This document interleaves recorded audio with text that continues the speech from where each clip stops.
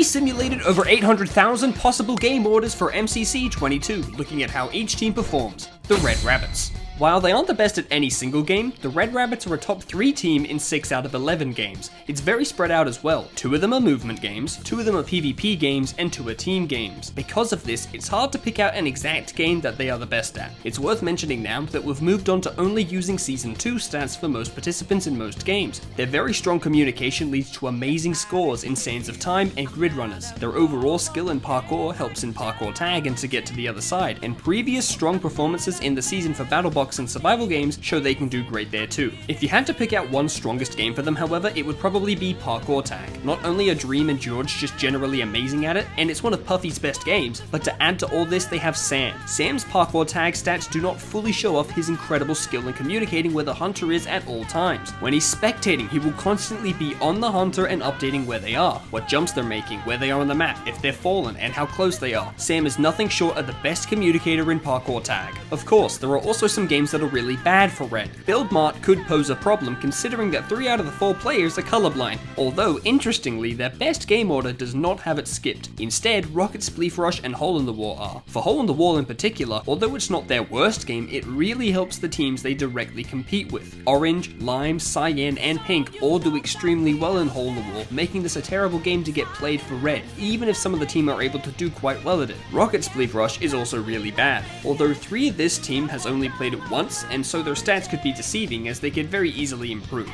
Notably, Dream was able to get to the top 10 on the last map of Rocket Spleef Rush in MCC 21, despite struggling in the earlier maps, so perhaps this isn't as bad as it looks. Still though, it would be better to get it out of the way early. Let's take a look at the distributions. Red gets to dodgeball almost 20% of the time, which should be around the average. They are never able to get 10th though, and getting bottom 3 at all is extremely unlikely. If we remove Hole in the Wall from the possible games that can be played, then Red's chances of getting to dodgeball nearly double. Remove Rocket Spleef Rush and they nearly double again, reaching top 2 almost 70% of the time. While it's probably unrealistic that both are skipped, getting them played early would be a huge help in getting this team the win. Something else that would be a huge help is you subscribing to the channel. We love making content like this and part 2 is coming out tomorrow, so if you like the video you should consider subscribing. The Jojosolos. This team looks really scary, having very few weak games and a couple of games which they are unbelievably good at. If you're looking for their scariest game, look no further than Rocket Spleef Rush, where they score an unbelievable 1,782 coins. This score is not only the highest game average of any team for any game in this event, but the highest game average we've ever seen making team guides, over 72% more than the event average for Rocket Spleef Rush. Much of this comes down to the king of Rocket Spleef,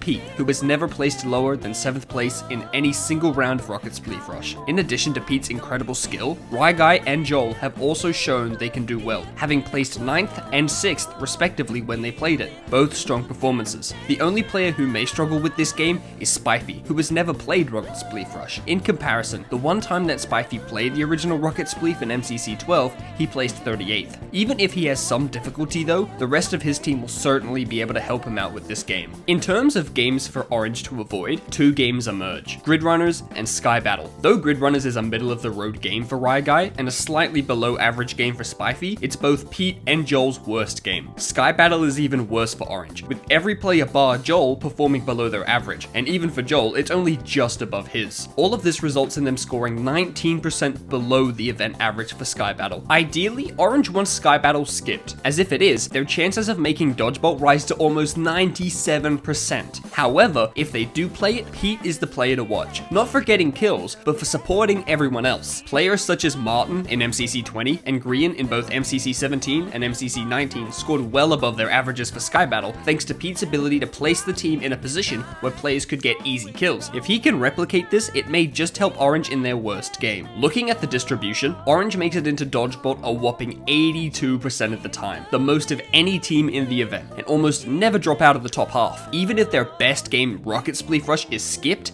they still make Dodgeball 42% of the time. Nevertheless, they should aim to get it played as late as possible, alongside games like survival games and parkour tag, where they're likely to excel. The Yellow Yaks. Statistically, this team appears to be a weaker one, but much of that comes down to the team's lack of experience. This is Blushi's first event, JoJo's second, and G's third, with only Sylvie having played more than 3 times in Season 2. Though Blushi has competed in non-canon events before, we decided to use Krinios' Season 2 stats to represent her. Because of this, these statistics can be swayed much more by one bad performance, such as JoJo's or G's 8th place in Grid Runners in MCC 21. However, some strong games of theirs still shine through, such as Battlebox. On average, they score 1,092 coins, placing 4th behind Cyan, Orange, and Red. However, this certainly underrates them slightly as a team. JoJo and Blushi had a strong Battlebox in MCC All-Stars, an incredibly competitive event. Sylvie has also improved greatly in Battlebox throughout Season 2, placing in the top 10 in both MCC 18 and MCC 21, as well as being the strongest player on her team in MCC 21. This game could definitely be one where Yellow exceeds expectations, so they should look to get it played as late as possible.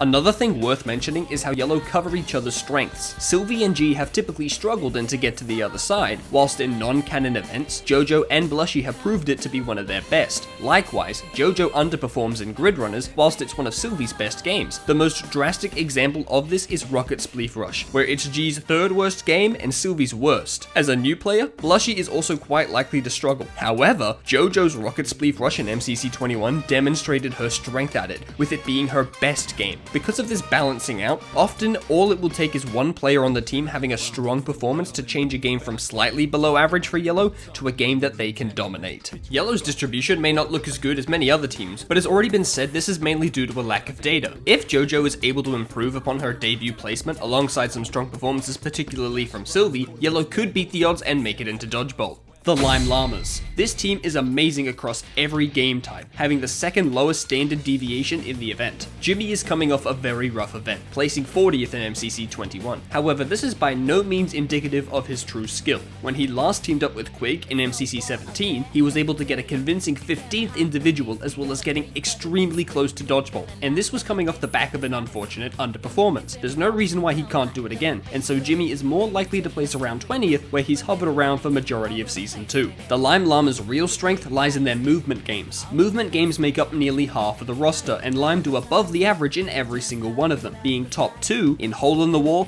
Ace Race, and Rocket Spleef Rush. If these 3 games are all played in Game 4 or later, Lime cannot leave the top 3 and has a 98% chance of getting into Dodgeball. In Hole in the Wall, everyone except Quig does above their average, with it actually being Pearl's best game. Interestingly, this is the opposite of Ace Race, where only Quig does above the average, but the rest of the team aren't far behind. This is a very solid all-around team for this game, as this event is quite weak as a whole for Ace Race. They end up doing extremely well. Their overall skill levels make movement games a must for this team. While Lime are very good at Sky Battle, the other PvP games aren't as kind to them. Survival games in particular has a tradition of doing Quig's team dirty, and if they're not careful, this team will be no exception. It's Lime's worst game by a decent margin, and their chances of getting to Dodgeball fall by 20% if it's played as a finale. It's not a deal breaker by any means, but it would be better to try and get this one out of the way as early as possible. Lime's distributions are very similar to Orange's, getting into Dodgeball over 70% of the time. Although they can technically get bottom half, their chances of doing so are extremely small. This team's well-roundedness shows in this because no one particular game dooms them. Although statistically Sands of Time is meant to be their 2nd worst in comparison to the other teams, their predicted best game order still has it around the halfway point, which shows how flexible they can be.